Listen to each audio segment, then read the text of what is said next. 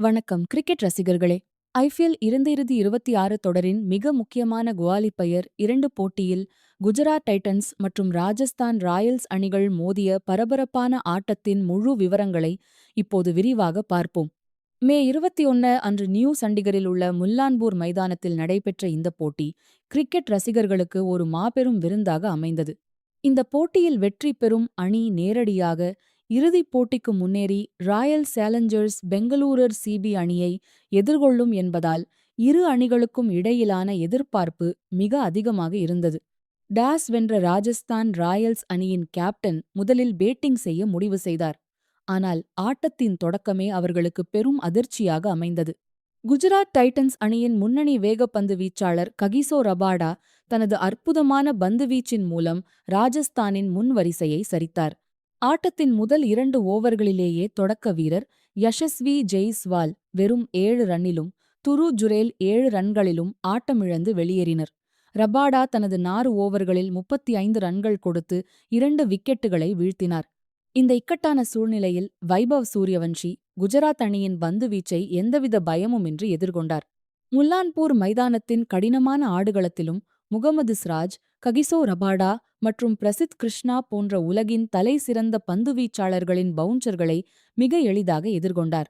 மிகவும் முதிர்ச்சியான ஆட்டத்தை வெளிப்படுத்திய சூரியவன்ஷி 47 பந்துகளில் 96 ரன்களை குவித்தார்.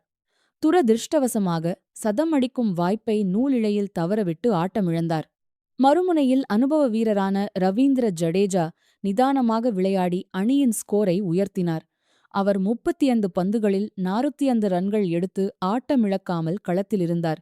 குஜராத் அணியின் ஜேசன் ஹோல்டர் மிடில் ஓவர்களில் மிகச் சிறப்பாக பந்து வீசி தனது 4 ஓவர்களில் 27 ரன்கள் மட்டுமே கொடுத்து 2 விக்கெட்டுகளை வீழ்த்தி ராஜஸ்தானின் ரன் வேகத்தை கட்டுப்படுத்தினார். ஆனால் ஆட்டத்தின் இறுதி ஓவர்களில் களமிறங்கிய தென்னாப்பிரிக்க அதிரடி வீரர் டோனோவன் நப்பெரீரா குஜராத் பந்துவீச்சாளர்களை துவம்சம் செய்தார். ரஷித் கான் வீசிய ஓவர்களை குறிவைத்து தாக்கிய பிபெரீரா வெறும் 11 பந்துகளில் 38 ரன்கள் விளாசி ஆட்டமிழக்காமல் இருந்தார். பப்பரீராவின் இந்த அதிரடியால் ராஜஸ்தான் ராயல்ஸ் அணி 20 ஓவர்கள் முடிவில் 6 விக்கெட் இழப்பிற்கு 216 ரன்கள் என்ற மிகப்பெரிய இலக்கை நிர்ணயித்தது. 211 ரன்கள் என்ற மிக கடினமான இலக்கை நோக்கி களமிறங்கிய குஜராத் டைட்டன்ஸ் அணிக்கு கேப்டன் சுப்மன் கில் மற்றும் சாய் சுதர்சன் ஜோடி மிகச் சிறப்பான தொடக்கத்தை அளித்தது. இருவரின் பேட்டிங்கும் பார்ப்பதற்கு கண்கொள்ளா காட்சியாக அமைந்தது. முதல் விக்கெட்டுக்கு இவர்கள் இருவரும் இணைந்து வெறும் 77 பந்துகளில் 167 ரன்களை குவித்து அசத்தினர். சாய் சுதர்சன் மிகவும் நேர்த்தியாக விளையாடி 32 பந்துகளில் 58 ரன்கள் எடுத்தார். அவர் மிகச் சிறப்பாக விளையாடிக் கொண்டிருந்தபோது பிரிஜேஷ் சர்மா வீசிய பந்தில் எதிர்பாராத விதமாக ஹிட் விக்கெட் ஆகி ஆட்டமிழந்தார். இந்த தொடரில் அவர் 2வது முறையாக இவ்வாறு ஆட்டமிழப்பது குறிப்பிடத்தக்கது.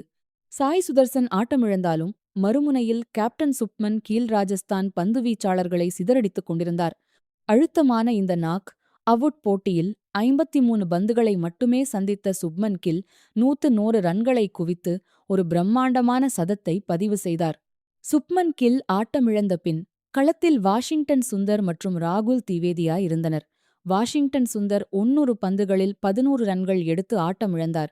ஆனால் பபினிஷர் ராகுல் திவேதியா எந்தவித பதற்றமும் இன்றி ஆட்டத்தை முடித்து வைத்தார்.